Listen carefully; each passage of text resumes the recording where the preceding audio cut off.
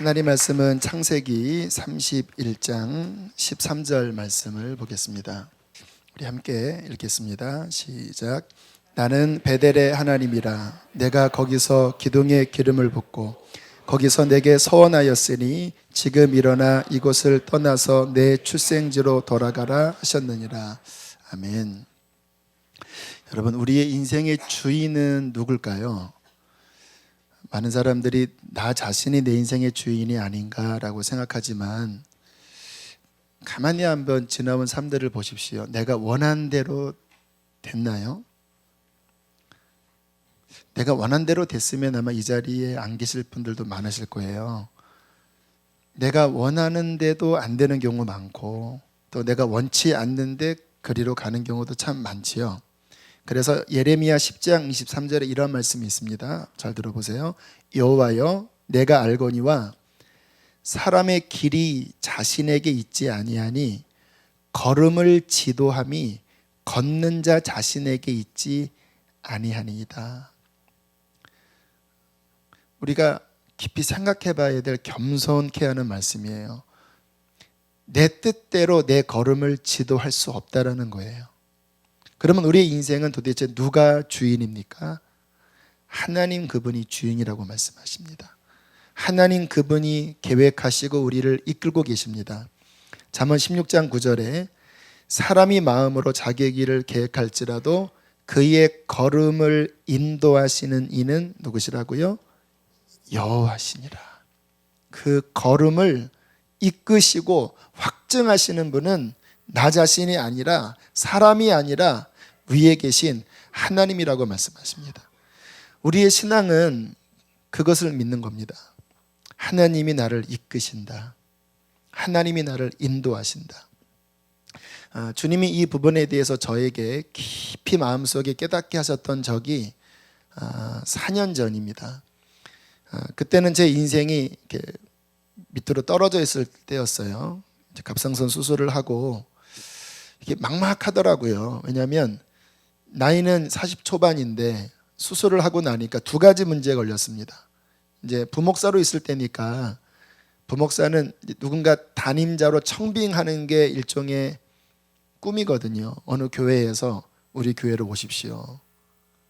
그런데 이력을 검사할 때 수술을 했다고 하면 누가 부를까? 그리고 또 하나는 이것을 떼고 나면 사람들이 많이 피곤하다 그래요. 그러면 평생 제가 제일 좋아하지 않는 게 늘 건강 문제 때문에 움츠려드는 모습. 그럼 나는 그렇게 살아야 하나? 일평생 여기에 매여서 그냥 달려가지 못하고 그냥 그렇게 살아야 하나 생각하니까 막 낙심이 되더라고요. 제 미래가 다 흔들려 버리더라고요. 하나님 앞에 깊이 기도하고 있었을 때였습니다. 그런데 주님이 그때 제게 응답을 해주시더라고요. 내가 너를 인도하리라. 한 장면이 보였습니다. 제 인생의 맨 끝날이었어요. 죽음 넘어서였습니다. 저 앞에 예수님이 계신데 제가 주님 앞에 막 가고 있는 거예요. 그런데 그때 제가 주님 앞에 뭐라고 고백을 하고 있냐면 주님이 나를 인도하셨습니다. 그 장면이 보인 순간 그렇게 눈물이 났어요. 왜냐하면 확신이 드는 거예요. 하나님이 나를 인도하시겠구나. 그러면 나는 승리할 거야. 내가 내 건강, 내 능력으로 하면 안 되지만 하나님이 인도하시면 그러면 승리하는 거잖아요. 그리고는 제 마음의 모든 고민들, 건강에 대한 염려들 다 내려놓고 지금까지 갖는 믿음 하나입니다. 하나님이 나를 인도하십니다. 여러분, 저와 함께 하시는 하나님이 보이시나요? 저는 믿음으로 그것을 봅니다. 눈에 보이지 않지만 어떤 일이 생길지 모르지만 하나만큼은 확실합니다. 하나님이 나를 이끌고 계십니다. 그냥 이끄시는 것이 아니라 이사야서 이렇게 말씀하십니다. 두려워하지 말라. 내가 너와 함께함이라. 놀라지 말아라. 나는 내 하나님이 됨이라. 내가 너를 굳세게 하리라. 참으로 너를 도와주리라. 나의 의로운 오른손으로 너를 붙들리라. 의로운 오른손. 하나님의 의로운 오른손은요, 신실한 손이라는 거예요. 내가 너한테 약속했다고 하면 변치 않고 내가 너와 끝날까지 함께 할 거야. 세상보다 강한 그 손이 너를 지키고 이끌 거야. 내가 물 가운데로 지날지라도 물이 너를 침몰치 못할 것이요. 내가 불 가운데로 지날지라도 불이 너를 사르지 못할 것은 나 여호와는 너희의 구속자, 너희 하나님이기 때문이다. 이 하나님의 인도하심 때문에 우리는 감사할 수 있고, 이 하나님의 인도하심 때문에 우리는 평안할 수 있는 것입니다. 그게 창세기를 통해서 배우는 중요한 교훈입니다. 여러분, 하나님이 그의 백성들을, 그 백성들이 연약하지만 지금 계속 이끌고 계셔요. 아브라함도 계속 이끄셨죠. 그리고 오늘 야곱도 참 허물투성이지만 하나님이 계속 이끄시잖아요. 그럼 한 가지를 생각해 봐야 합니다.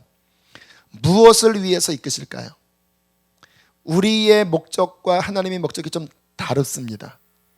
우리는 하나님이 인도하신다고 생각하면 좀 편안하게 하시는 것이 아닌가, 좀 내 뭔가 마음의 소원 성취하는 게 아닌가.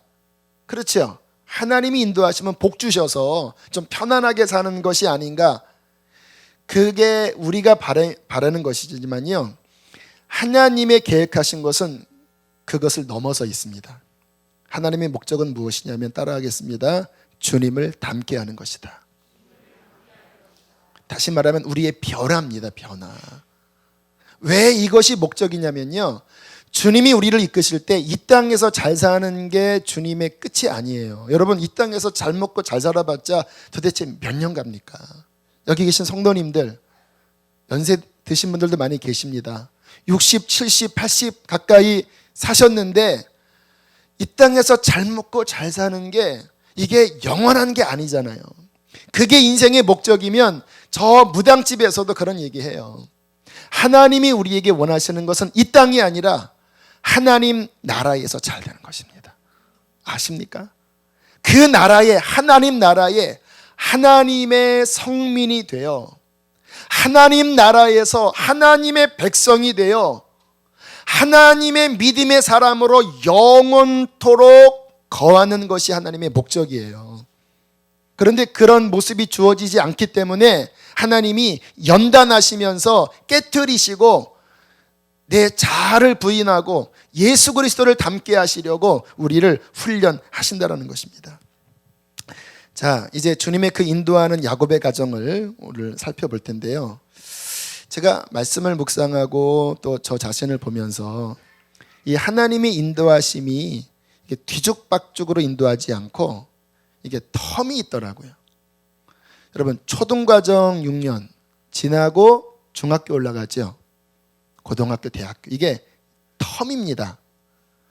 하나님이 우리를 이끄실 때 어떠한 기간에 이 훈련을 통과시켜야 되겠다고 하는 하나님의 목적하는 텀이 있어요.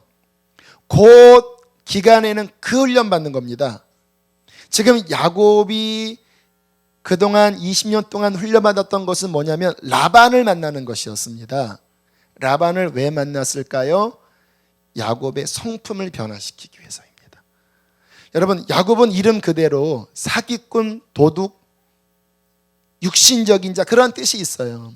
하나님의 선민이 되기에는 부족한 부분이 있습니다. 그런데 하나님은 이미 찍으신 다음에 그 다음에 그를 이끌어 가시면서 만드시는데 그 만드는 중요한 기간 중에 하나가 라반을 만나는 겁니다. 라반은 어떠한 사람인지 아십니까? 나 같은 사람 만나는 거예요. 나보다 조금 더 센 그자를 만나는 겁니다. 여러분, 라반은 어떠한 면에서는 야곱과 굉장히 비슷한 거 아시죠? 야곱이 욕심이 많잖아요. 라반은 더 많습니다. 야곱이 굉장히 이 꾀가 많잖아요. 라반의 꾀를 보십시오. 막 임금도 속이고, 그리고 막 딸도 막 끼어서 팔고, 자기 비슷한 모습을 계속 보는 거예요. 그래서 야곱이 20년 동안 그 라반 밑에서 계속 마치 절구로 찢듯이 그렇게 고생하면서 야곱이 계속 깨닫는 게 뭐냐면, 내가 그때 그럴 때 그랬겠구나. 자신의 어떠한 모난 것을 보면서 회개하는 시간을 갖는 것입니다. 여러분 삶에 지금 그러한 기간을 겪는 분이 혹 계신가요? 그때 여러분들이 이렇게 고백을 하셔야 합니다. 따라하겠습니다. 주님, 저 모습이 내 모습입니다. 다시 한번, 주님, 저놈이 납니다. 네, 그렇게 생각하셔야 합니다. 그리고 사람과 싸우지 마시고 회개하세요. 주님, 제가 그랬습니다. 그 기간이 됐다 싶으시면 하나님이 이제 그 다음 텀으로 넘기시는 거예요. 지금 이제 야곱이 그 20년 동안 그 기간을 겪고 이제 그 다음으로 넘어가는 그 시간인데요. 자, 본문을 다시 한번 보겠습니다. 자, 31장 13절 함께 읽겠습니다. 시작. 나는 베델의 하나님이라. 내가 거기서 기둥에 기름을 붓고 거기서 내게 서원하였으니 지금 일어나 이곳을 떠나서 내 출생지로 돌아가라 하셨느니라. 자, 이제 옮기라고 말씀을 하십니다. 왜일까요? 이제 기간이 바뀐 거예요. 여러분, 하나님이 이렇게 움직이실 때를 좀 분별하는 지혜를 알려드리면요, 갑자기 환경이 이렇게 몰려갑니다. 제가 예전에 그 오리 농장을 하는 그 교우가 계셔서 가서 조금 도와드린 적이 있어요. 6주, 7주 만에 그 병아리가 이제 판매하는 그 오리로 바뀌는데, 요 사육장에서 그 다음 사육장으로 넘길 때요, 딱 몇 주가 차면 그곳을 쫙 정리하고 막 오리를 막 밀어붙입니다. 그러면 그 오리들이 가기 싫다고 그렇게 난리를 쳐요. 막 도망가고, 막 나를 왜 여기서 보내려고 합니까? 막 하면 막 그 다음으로 막 밀어내요. 제가 그 장면을 보면서 저게 우리의 모습이겠구나. 하나님이 그 다음 코스로 넘기려고 하는데 막 왜 가냐고 막 이렇게 발버둥치는 우리의 모습이 떠올랐어요. 환경이 바뀌어가는 쪽으로 가면요, 그때는 주께 물어보셔야 합니다. 주님, 지금 다음 텀으로 넘어가는 것입니까? 그렇게 기도할 때 주께서 마음에 평강을 주시면 그 다음 코스로 넘어가면 되는 거예요. 자, 주님이 이제 그 다음 장소로 가라고 말씀을 하시면서 중요한 말씀을 하나 하시는데, 나는 베델의 하나님이다 하시면서 베델이라고 하는 지명을 언급하십니다. 자, 오늘은 이 부분을 좀 살펴볼 텐데, 베델의 영적인 의미가 있나요? 예, 있습니다. 아주 깊고 중요한 의미가 있습니다. 첫 번째, 베델은 어떤 곳이냐면요, 야곱이 진짜 하나님을 만난 곳입니다. 오늘 간증하시는 권사님도 그 이야기를 하셨는데, 야곱에게 그 전까지는 아브라함의 할아버지 하나님, 아버지 이삭의 하나님은 됐지만 야곱 자신의 하나님은 아니었어요. 여러분, 신앙은요, 지식이 아닙니다. 신앙은 살아계신 하나님과의 인격적인 만남이에요. 그것은 내 영이 알아요. 하나님을 만나면 내 영이 알아요. 그 전에는 하나님이 나의 하나님이 아니셨거든요. 그런데 베델에 와서 돌베개를 베고 잘 때 그곳에서 임재하신 하나님을 만나게 된 거예요. 그래서 거기에서 비로소 야곱은 하나님이 나의 하나님이십니다라고 고백하는, 어떤 면에서는 야곱의 영적 출생지이기도 하고, 어떻게 보면 야곱의 첫 믿음, 첫사랑이기도 해요. 하나님께서 오늘 야곱에게 베델로 돌아가라 라고 하시는 말씀은 뭐냐면, 따라하겠습니다. 너의 그 첫 믿음을 다시 기억해라.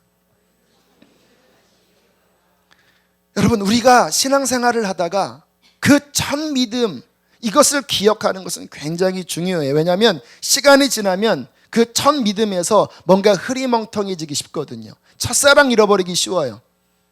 주님께서 그 첫 믿음이 잊혀질 만한 때쯤에 우리에게 하시는 말씀, 베델로 돌아가라. 저에게 베델은요, 골고다입니다.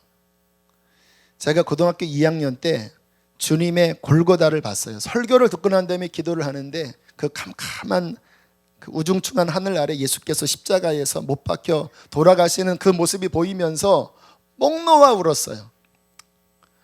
얼마나 주님 앞에 회개를 했는지, 얼마나 감격했는지 가슴이 터질 것 같고, 눈을 떠도 주님이 보이고 눈을 감아도 주님을 보이고 지금도 보이고 그렇게 주의 십자가를 만난 다음에 제가 집으로 막 달려가서요, 잠들어 있는 우리 누님을 흔들어 깨운 다음에 막 십자가를 전했습니다. 왜? 거기가 저희 베델이에요. 그 다음부터 저는 진짜 거의 만나는 사람마다 십자가를 전했어요. 학교에서도 야간 자율학습 시간에 친구들을 불러놓고요, 복음 전할 때 십자가 전했고요. 그 후에 교육전도사 할 때 제가 아이들한테 전했던 것은 예수의 십자가였어요. 그러면 그 아이들도 같이 그 베델로 올라가서 주님을 만나더라고요. 지금도 어디에 집회 가면 제가 전하는 것은 그때 만났던 나의 베델, 저는 그것을 기뻐 전해. 왜? 그곳에서 제가 주님 만났고 그곳에서 내 영혼이 거듭난 그 베델은 평생의 저희 기준이기 때문에 그래요. 여러분도 그러한 베델이 있으시죠? 이번에 이스라엘 아울리치를 갔을 때 이제 갈릴리로부터 사해로 쭉 내려와서 다시 예루살렘으로 쭉 올라갔습니다. 예루살렘이 그렇게 크지 않은 동산이더라고요. 그 바로 맞은편에 감람산이 있는데, 감람산에 갔을 때 가이드 목사님이 바로 저기가 예수님이 못 박히신 그 골고다입니다, 그렇게 이야기를 하시는 거예요. 근데 제가 그것을 딱 보는 순간 막 눈물이 나기 시작했습니다. 왜냐하면 제가 오래전에 봤던 바로 그 골고다였기 때문에. 그것을 보고 제 영혼이 깊이 울려졌어요. 신기한 것을 발견했습니다. 하나님의 아들이 이 땅에 내려와서 2000년 전에 바로 저곳에서 십자가에 못 박히실 때 그가 흘린 피가 내 영혼의 그 무시무시한 죄, 하나님의 자녀가 될 수 없고 영원히 지옥 가게 하는 그 죄가 저 십자가에 흘린 피로 탕감받고 용서받았네. 그게 마음속에 다시 한번 쭉 새겨지는데요, 막 제 영이 막 우는 거예요. 아십니까 여러분? 제 영이 막 우는 거예요. 왜? 만약에 저 십자가가 없었다면 제 영은 지옥 가잖아요. 어떻게 이 죄가 해결됩니까? 그런데 제 영이 그 속에서 바로 저곳에서 내 죄가 탕감받았습니다. 여러분, 우리 교우 가운데 이 구원의 확신으로 좀 고민하는 분들도 많이 계셔요. 이 부분은 굉장히 균형이 필요하기 때문에 기초 성경 공부반 때 좀 자세히 다루려고 하는데요, 제가 어제 이 말씀 준비하면서 주님께 여쭙습니다. 하나님, 저는 여전히 죄의 연약함이 있고 또 실수하고 넘어지기도 합니다. 아마 주님 앞에 가는 그날까지 저는 여전히 죄를 지을 수 있을 것 같습니다. 그런데 제가 그 골고다를 봤을 때 내가 연약하지만 그러나 내 죄가 용서받았다고 하는 그 구원의 기쁨은 무엇이지요? 그렇잖아요. 죄가 용서받았다면 이제 죄 짓지 말아야 되는데 여전히 연약함이 있는데 내 영혼은 왜 그럼에도 불구하고 구원받았다고 왜 그렇게 고백을 하고 있지요? 주님이 이렇게 정리시켜 주시더라고요. 믿음으로 말미암아 예수가 네 마음 가운데 와 있다면 그 예수가 너의 죄를 짊어졌기 때문에 네 영혼은 구원받은 것이다. 여러분 영혼 안에 그 살아계신 예수의 믿음이 들어가 있다고 한다면 그 믿음으로 말미암아 여러분의 죄가 예수께로 가고 예수님의 구원이 여러분에게로 와서 여러분은 하나님의 자녀가 된 것입니다. 제가 그 골고다를 바라보면서 제 영혼이 이렇게 외쳤습니다. 하나님, 제 영혼이 골고다로 구원을 받았고 제가 하나님의 자녀가 되어 하나님께 나아갈 길을 하나님 저는 발견했습니다. 하나님 감사합니다. 감사합니다. 저는 죽을 때까지 이 주님의 골고다를 저는 놓지 않을 것입니다. 거기에 제 기쁨이 있고 제 영혼의 자유함이 있고 제 마음의 신앙의 기준이 있는 거예요. 이곳이 베델입니다. 나의 베델. 사랑하는 교우들이 신앙생활을 하다 보면 그 믿음이 흐려질 때 영적으로 어두워져요. 그 첫사랑, 지식의 하나님이 아닌 살아계신 내 주님을 만난 그 기쁨이 어느 순간 교회에서 일은 많이 하는데 지식은 늘었는데 그 마음속에 기쁨을 잃어버리는 일들이 일어나잖아요. 그 박보영 목사님이 언젠간 그런 말씀을 하시더라고요. 39살 때 심장병으로 막 죽어가시다가 기적같이 주님을 만나 그 심장이 바뀌어지면서 심장이 치유되면서 하나님을 믿게 되었습니다. 그때 그렇게 많이 우시고 모든 사람 다 정리하신 다음에 이제 주의 길을 걸어가셨는데, 그로부터 10년이 지났을 쯤에 이 간에 큰 문제가 생겨서 또 거의 죽게 되셨습니다. 간이 붓고 더 이상 음식을 먹을 수가 없고, 이제 의사로서 본인이 이렇게 진단했을 때 이거는 이제 간암 말기구나. 그래서 그때 하나님 앞에 죽여달라고 그렇게 많이 기도를 하셨다고 하는데, 교우가 하도 막 병원에 가라고 그래서 그냥 마지못해 병원에 가셨다고 그래요. 그때 마음속에 내가 여기서 진단받는 게 아니라 전도를 해야 되겠다. 그리고 의사에게 막 전도하려고 하는 그 잠깐 순간 갑자기 주님의 능력이 임하면서 정말 본인이 의사라서 몸을 체크를 할 수 있는데 갑자기 놔버리셨대요. 너무나 놀라서 막 기뻐하면서 그 병원 복도에서 막 일하는 아줌마들에게 막 예수를 전하면서 그렇게 기뻐하셨었노라고 그렇게 이야기를 하시면서 주님 앞에 그런 질문을 하셨대요. 주님, 내가 처음 주님 만났을 때 심장병을 고쳐주셨는데 이미 그때도 간에는 그 간염 보균이 있는 상태였다고 합니다. 왜냐하면 대학교 때 예방접종, 그 총으로 맞는 예방접종 맞다가 이게 간염이 옮겨서 이미 그때 간염 보균자였대요. 그러면 심장을 고쳐주신 하나님이 그때 간을 고쳐주실 수 있는데 왜 남겨두셨습니까? 주님이 이러한 깨달음을 주셨다고 그래요. 네가 나를 만났을 때 그렇게 감격하고 기뻐했는데 시간이 지나면서 그 구원의 감격이 식어질 수 있는 게 아니냐. 목사님은 나름대로 최선을 다해서 지켜오셨지만 사람이기 때문에 이게 불이 꺼지거든요.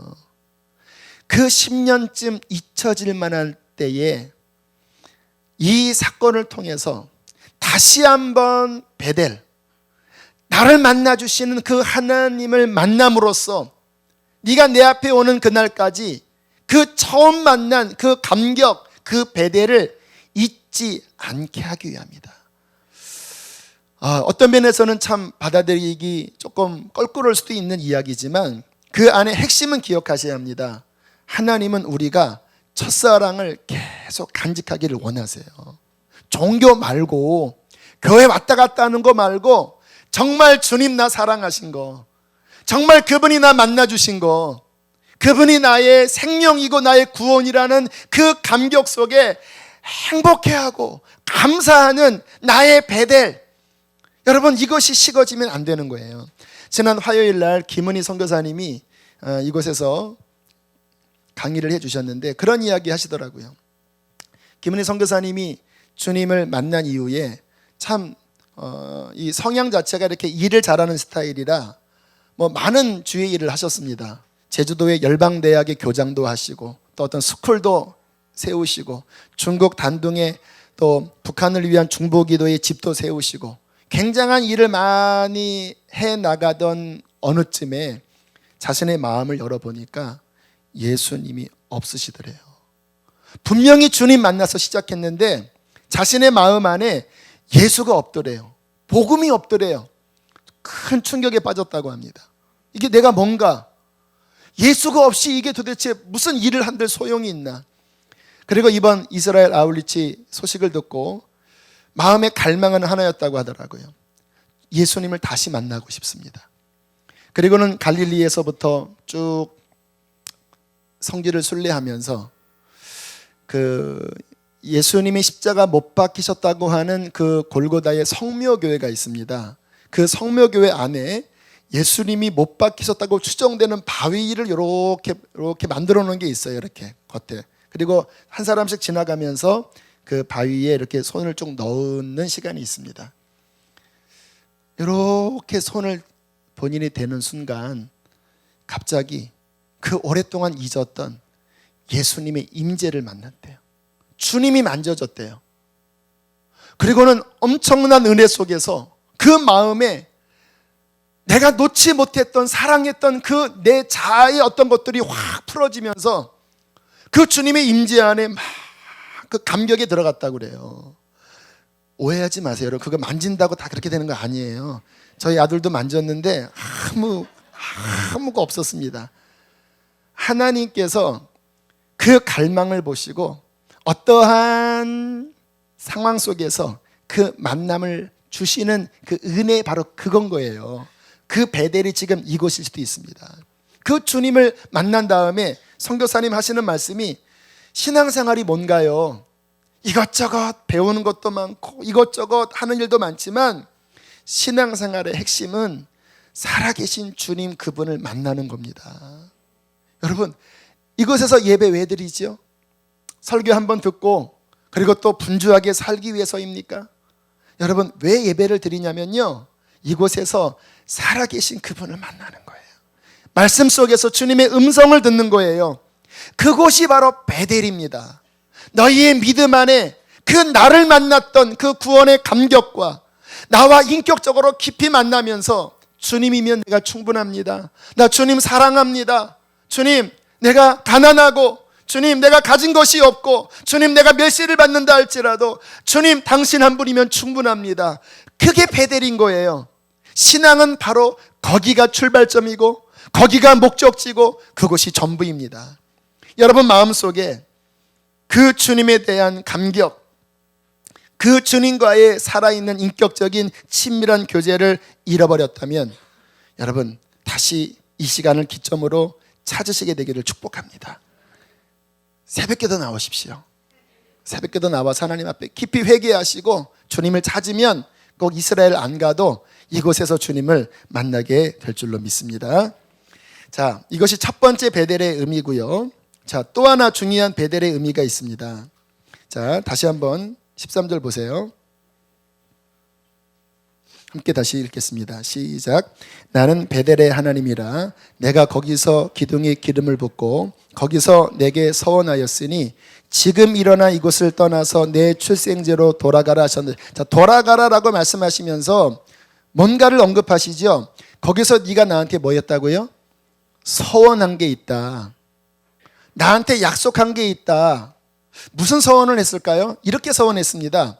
그때 형을 피해서 막 도망가다가 주님 만나면서 내가 너와 함께 할 거다, 복 주겠다 그러니까 뭐라고 이야기를 하냐면, 내가 평안히 아버지 집으로 돌아오게 하시오면 여호와께서 나의 하나님이 되실 것이요 내가 기둥으로 세운 이 돌이 하나님의 집이 될 것이요 하나님께서 내게 주신 모든 것에서 10분의 1을 내가 반드시 하나님께 드리겠나이다. 이게 무슨 말인지 아세요? 주님이 정말 나와 함께 하신다면 주님 그때는 진짜 주님 제대로 섬길 겁니다. 진짜 제대로. 하나님, 저 주님의 집을 세울 거예요. 우리 그런 고백하시죠. 주님의 집을 세울 거예요, 하나님. 그리고 11조 하나님 똑바로 하겠습니다, 하나님. 하나님 진짜입니까? 지금 내가 개나리 보따림 하나 지고 정처 없이 형을 피해서 도망가는데 그 하나님의 어마어마한 그 약속이 사실입니까? 그게 진짜라면, 하나님이 나를 지켜주신다면 저 하나님 잘 믿을게요. 약속합니다. 주님이 20년 동안 그 약속을 지키셨어요. 함께 하셨고 자녀들이 12명이 되고 엄청난 재산을 끌고 이제 하나님의 인도함 따라서 다시 고향으로 돌아갈 때 주님께서 약속 지켜라, 내가 너한테 약속 지켰듯이 너도 약속 지켜라. 어떤 약속입니까? 나를 똑바로 믿겠다고 하는 그 약속 지켜라. 그래서 야곱이 이제 그 주님의 음성을 듣고 온 가족과 어마어마한 떼를 이끌고 이제 베델로 출발을 하는데, 중간에 있었던 말씀은 간단하게 생략할게요. 형을 만나서 결국은 화해하지요. 야곱의 인생의 가장 큰 산은 에서입니다. 20년 동안 이 마음에 맺힌 게 안 풀어진 거예요. 그런데 하나님의 능력으로 드디어 그 형과의 맺힌 것도 풀어졌어요. 그러면 어디로 가야 됩니까? 베델로. 그런데 야곱이 베델로 가지를 않았습니다. 성경을 보겠습니다. 33장 18절 19절. 형과 화해한 다음에 야곱의 노정을 보겠습니다.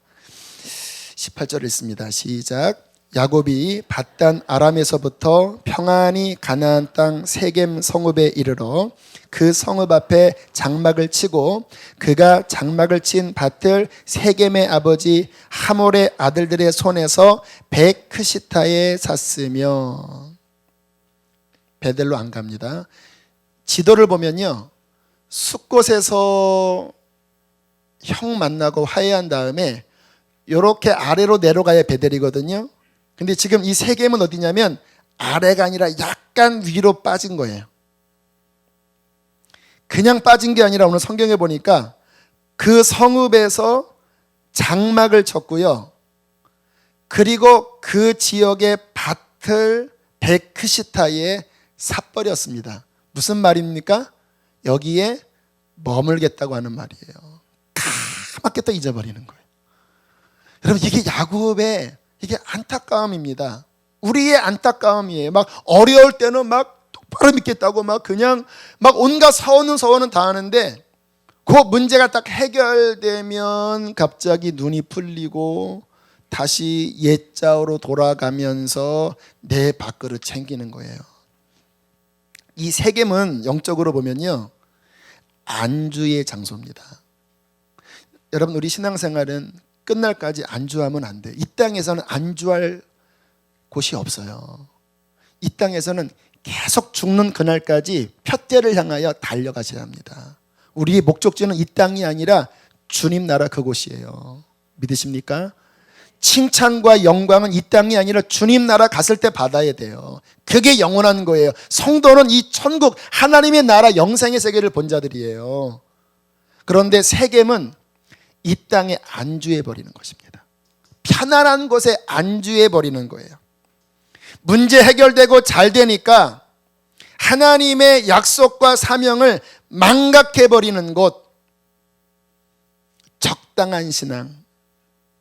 여러분, 신앙에는 적당한 신앙이 없습니다. 적당한 신앙 가지면 그 신앙에게는 환란이 옵니다. 자신에게 질문하십시오. 여러분은 혹시 세겜에 있지 않습니까? 안주하는 신앙에 혹시 머물러 있지 않습니까? 여러분 안에 그 열정을 혹시 잃어버리지 않았습니까? 그때 하나님께서 풍랑을 일으키십니다. 그 풍랑이 34장 1절 2절입니다. 함께 34장 1절 2절을 읽습니다. 시작. 레아가 야곱에게 낳은 딸 디나가 그 땅에 딸들을 보러 나갔더니 히위 족속 중 하몰의 아들 그 땅의 추장 세겜이 그를 보고 끌어들여 강간하여 욕되게 하고. 강간을 당합니다. 왜 강간당한지 아세요? 그 땅에 머무르니까 딸이 그 땅에 여자친구 만나러 막 쫄래쫄래 가다가 거기에 유력한 추장의 아들이 그 디나를 끌어들여 강간해버리고 만 거예요. 누구한테 책임 있는지 아세요? 세겜이 아닙니다. 야곱의 그 불완전한 믿음이 자녀에게 고통을 주게 된 거예요. 참 안타깝죠. 근데 거기서 끝난 게 아니라 그것 때문에 막 야곱의 아들들, 디나의 오빠들이 막 너무 화가 나서요, 그 세겜 그 남자들에게 할례를 받으라고 한 다음에 한밤중에 칼 들고 기습해서 막 남자들을 막 다 죽이고 거기에 있는 막 물품들을 약탈하는 이 막 엄청난 지금 가정의 풍랑이 일어나 버린 거예요. 우리 30절 31절 한번 읽어보겠습니다. 시작. 야곱이 시므온과 레위에게 이르되 너희가 내게 화를 끼쳐 나로 하여금 이 땅의 주민 곧 가나안 족속과 브리스 족속에게 악취가 내게 하였도다. 나는 수가 적은즉 그들이 모여 나를 치고 죽이리니 그러면 나와 네 집이 멸망하리라. 그들이 이르되 그가 우리 누이를 창녀같이 대우함이 옳으니까. 막 아빠와 지금 아들들이 싸워요. 아버지는 막 너무 두려워요. 여러분, 이 꾀가 많고 자아가 강한 사람은 두려움도 많아요. 왜? 자기 지키려고 하니까. 나 여기서 좀 죽겠다. 뭐 딸 그런 게 신경 쓰는 게 아니라 여기서 지금 이 지역 사람들한테 나 완전히 나 왕따 당한다. 막 그러니까 아들들은 또 젊은 혈기에 그러면 우리 여동생을 창녀 취급하는 게 아빠 맞는 말이에요. 막 싸움이 막 일어나 버린 거예요. 안주의 장소에서, 불완전한 불순종의 자리에서 그 가정에 풍랑이 일어나고, 분명히 하나님이 가라고 한 그 길인데, 그렇잖아요. 내가 함께 할 테니까 돌아가라 그랬잖아요. 그런데 언제나 우리가 아셔야 될 게요, 주님의 말씀대로 가지 않고 이게 좀 빗나가서 풍랑이 생길 때 우리는 하나님 원망하면 안 돼요. 지금 하나님이 말씀하신 그 순종이냐 아니면 세겜이냐, 세겜으로 빠져서 문제가 생겼으면 빨리 돌이키셔야 합니다. 그때 주님께서 또다시 야곱에게 임하셔서 똑같은 말씀을 하십니다. 35장 1절입니다. 함께 읽겠습니다. 시작. 하나님이 야곱에게 이르시되 일어나 베델로 올라가서 거기 거주하며 내가 내 형 에서의 낯을 피하여 도망하던 때에 내게 나타났던 하나님께 거기서 제단을 쌓으라. 온전히 순종해라 그 말이에요. 내가 말한 것에 너 덧붙이지 말고 온전히 순종해라. 거기서 제단을 쌓아라. 온전한 순종을 해라. 한 가지 질문을 한번 해보세요. 야곱이 멍청입니까? 야곱 똑똑한 사람이에요. 분명히 하나님이 베델로 가라고 하신 말씀을 들었으면 그게 그렇게 잊혀질 건 아닌 것 같은데 왜 야곱이 베델로 못 내려가고 세겜 땅에 머물 수 있습니다. 잠깐, 왜 노중에. 그런데 왜 거기서 막 밭을 사고 왜 거기서 자꾸 이렇게 눌러붙었을까요? 야곱으로 하여금 순종하지 못하게 하는 뭔가 문제점이 있었다라는 것을 우리는 발견하셔야 합니다. 그게 2절입니다. 2절. 자, 지금 환난을 당해서 하나님이 베델로 올라가라고 하니까 야곱이 뭔가 캐치한 거예요. 가족들에게 이렇게 이야기합니다. 2절 함께 있습니다. 시작.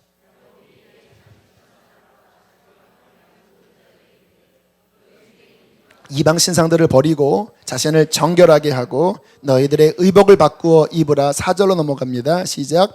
그들이 자기 손에 있는 모든 이방 신상들과 자기 귀에 있는 귀고리들을 야곱에게 주는지라. 야곱이 그것들을 세겜 근처 상수리 나무 아래에 묻고. 어처구니 없는 일이죠. 하나님을 섬기는 가정인데 야곱이 딱 느낀 거예요. 뭔가 우리를 묶고 있는 게 있구나. 하나님만 섬겨야 되는데 지금 우리 안에 너무 뒷주머니들을 많이 차고 있는 거예요. 드라빔, 그의 사랑하는 아내 라헬이 드라빔을 그가 갖고 있고요. 그의 자녀들은 그 당시 귀걸이는요 다 우상 숭배의 다 부적 같은 겁니다. 그 자녀들이 너무 영적으로 불교란 것들을 여전히 치랑치랑하면서 다니고 있는 거예요. 여러분, 신앙은요 거룩하고 순결할수록 힘있게 베들로 가고요, 거기에 잡다한 게 끼기 시작하면요 알아도 못 가요. 왜? 이게 자꾸 잡아 당기는 거예요. 이것을 영적인 표현으로 따라하겠습니다. 견고한 진들이다. 영적으로 나를 하나님께 못 나가게 마음은 다 있어요. 머리로 알아요. 근데 나가려고 하면 왠지 막 나가기 싫은 거예요. 기도하려고 하면 왠지 안 되는 거예요. 뭔가 하나님 말씀을 보려고 해도 뭔가 안 되고, 뭔가 말씀을 들으면 그래 그게 맞지 하지만 다시 딱 돌아서면요 뭔가 자꾸 영적으로 늘어져요. 우리 안에 하나님께 나아가지 못하게 하는 크리스찬임에도 불구하고 이게 하나님의 이 믿음의 족장 가족이잖아요. 이것이 끊어져야 합니다. 여러분, 우리 안에 이 견고한 진들이 여전히 있어요. 두려움들. 어떤 두려움입니까? 하나님 온전히 믿으면 어려울 때는 내가 제대로 믿겠습니다 하지만 딱 상황 풀리면요 하나님 제대로 믿으면 고생하는 거 아닌가, 손해보는 거 아닌가, 이러한 두려움 때문에요 하나님께 자꾸 이렇게 딜을 내요. 이렇게 뭔가 이렇게 가지 않고 자꾸 이렇게 주춤주춤 자꾸 막 머리 쓰고 하는 그러한 두려움. 또 세상 사랑, 요즘 세상 사랑이 너무 우리 마음을 너무 빼앗아요. 막 세상의 여러 잡다한 것들이 마음을 다 빼앗기면서 하나님께 집중하지 못하게 하고, 은밀한 죄, 가족을 속이고 양심을 속이면서 은밀히 짓는 그 내 쾌락, 이러한 것들이 버젓이 겉으로는 하나님의 사람인데 거풀을 몇 곳이 열어보면요 우리 속에 견고한 진들이 딱 눌러붙고 있어서 베델로 못 가게 하는 거예요. 어떤 경우는 마음의 상처의 쓴뿌리, 나의 어떠한 쓴뿌리 때문에 막 하나님께 원망하고 막 사람들에게 자꾸 저주하고 하는 이러한 것들이 마음에 가시덤불이 되고 돌짝밭이 되어서 막 하나님께 못 나가게 만드는 거예요. 야곱이 그것을 캐치한 겁니다. 내가 베델로 못 가게 하는 원인이 있구나. 너희들 그 귀걸이 빼라. 이방 신상들 싹 정리해라. 우리가 여기서 죽을 수 없다. 환난 날에 나를 보호하신 그 베델로 우리는 올라가야 한다. 그리고는 그거 싹 정리해서 상수리 나무 아래에 묻습니다. 여러분, 요 세겜의 상수리 나무 창세기 쪽 들으신 분들은 얼핏 기억나시는 거 있지요? 아브라함이 처음 가나안 땅에 왔을 때가 세겜에 왔고, 그 세겜 도착하자마자 모래 상수리 나무를 지나갔다고 그랬죠. 이 모래 상수리 나무가 우상 숭배의 본거지라고 말씀드렸죠. 영적 전쟁에 강력한 진이 있는 곳입니다. 그 세겜에 영적으로 붙잡혀서 막 하다가 다 그 상수리 나무 아래 묻어버리고 끝장내버리고, 그리고 베델로 올라간 것입니다. 자, 6절 7절 두 절 읽습니다. 시작. 야곱과 그와 함께한 모든 사람이 가나안 땅 루스 곧 베델에 이르고 그가 거기에서 제단을 쌓고 그곳을 엘베델이라 불렀으니 이는 그가 그 낯을 피할 때에 하나님이 그에게 나타나셨음이더라. 할렐루야. 드디어 온전히 순종된 거예요. 드디어 여기가 다 정리하고 하나님이 말씀하신 그곳에 도착해서 다시 그 인격적인 하나님을 만나고 온전히 순종이 될 때에 이러한 일이 벌어집니다. 9절부터 12절 쭉 있습니다. 시작. 야곱이 밧단 아람에서 돌아오매 하나님이 다시 야곱에게 나타나사 그에게 복을 주시고 하나님이 그에게 이르시되 내 이름이 야곱이지만은 내 이름을 다시는 야곱이라 부르지 않겠고 이스라엘이 내 이름이 되리라 하시고 그가 그의 이름을 이스라엘이라 부르시고 하나님이 그에게 이르시되 나는 전능한 하나님이라 생육하며 번성하라. 한 백성과 백성들의 총회가 내게서 나오고 왕들이 내 허리에서 나오리라. 내가 아브라함과 이삭에게 준 땅을 내게 주고 내가 내 후손에게도 그 땅을 주리라 하시고. 할렐루야. 이게 이스라엘이에요, 여러분. 분명히 야복강에서 이름을 바꿔주셨는데 그 다음에 또 야곱이에요. 왜 야곱인지 아십니까? 불완전한 믿음 안에 있으면 자기 중심으로 가면 이름이 바뀌어져도 다시 옛날 이름으로 가는 거예요.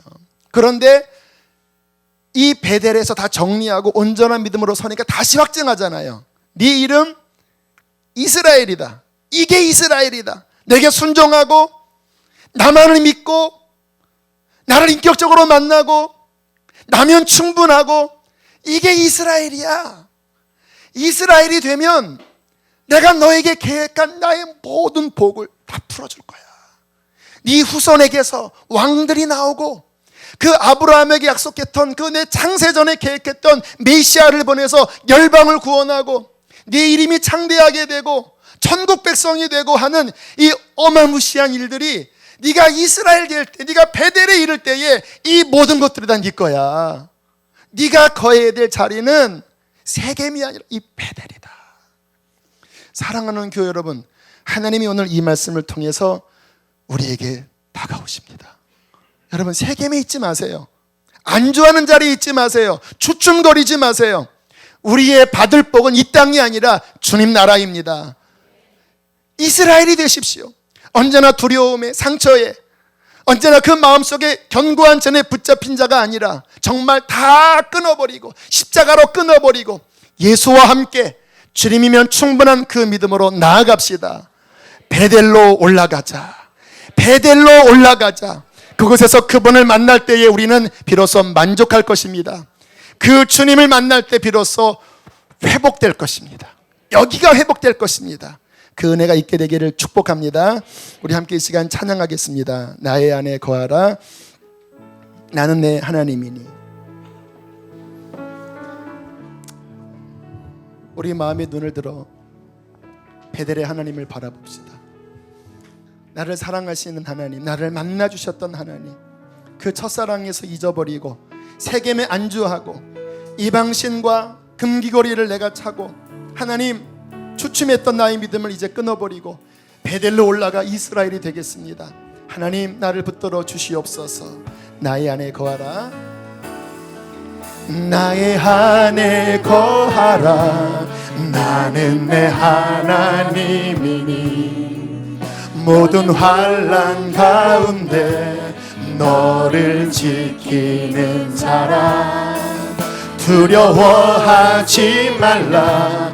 내가 널 도와주리니 놀라지 말라. 내 손 잡아주. 우리 한 번 더 고백합시다. 나의 안에 거하라. 나의 안에 거하라. 나는 내 하나님이니 모든 환난과 주님 바라보며 고백하세요. 지키는 자라.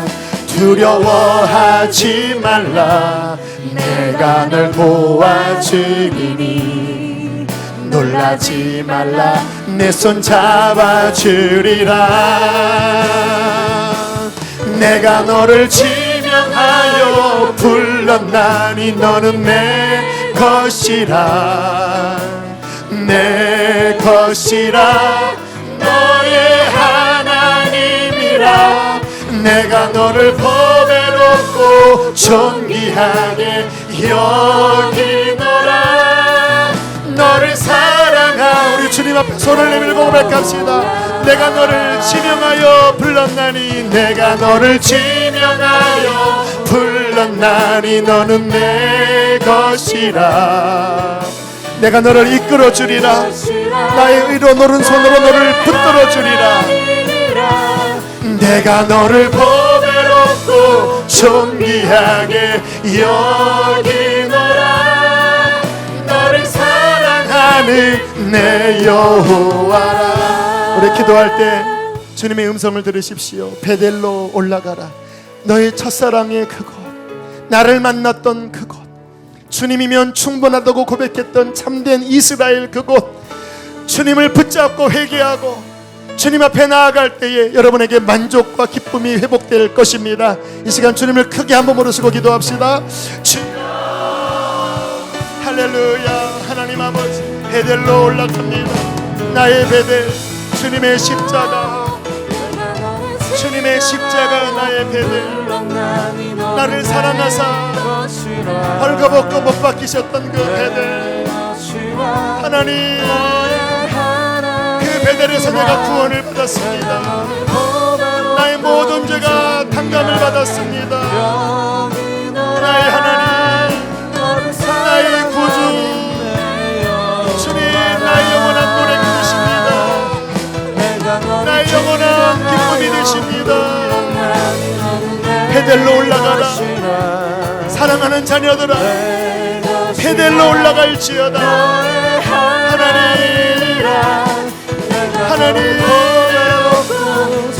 하나님, 잃어버린 믿음, 낙심한 믿음, 떨어진 믿음을 회복하여 주십시오.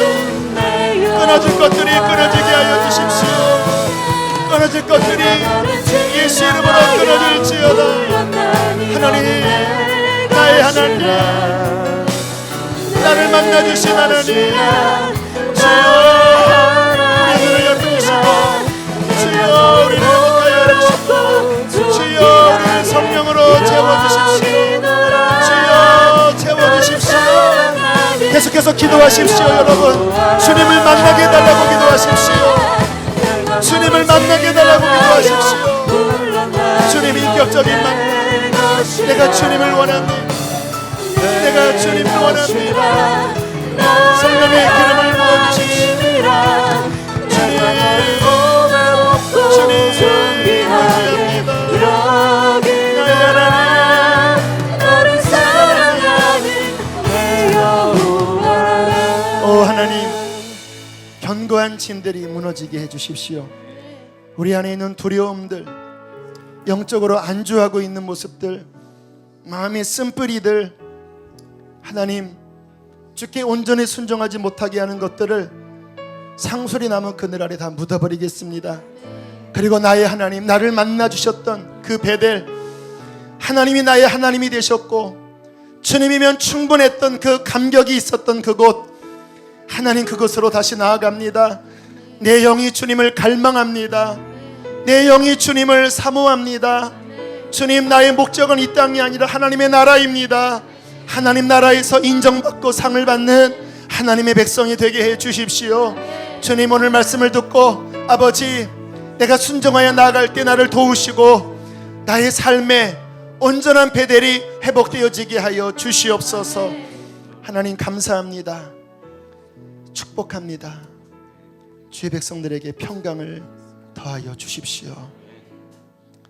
주 앞에 예물 드린 손길들 축복합니다. 이 예물이 쓰여지는 곳에 생명을 살리게 하여 주시고 하나님 나라 임하게 하여 주옵소서. 주님, 병든 자들이 있습니까? 가족 중에 아픈 자 있습니까? 주님 치료해 주시고 강건하게 일으켜 주셔서 베델로 가게 해 주옵소서. 이제는 우리를 죄에서 건지신 우리 주 예수 그리스도의 은혜와 하늘 우리 아버지의 그 크신 사랑과 보혜사 성령님 우리 안에 함께 하셔서 주님을 만나게 하시고 주님을 사랑하게 하시고 이 믿음의 길을 안주하지 않고 계속 달려가도록 보혜사 성령이 도와주시기를 간절히 축원하옵나이다. 아멘.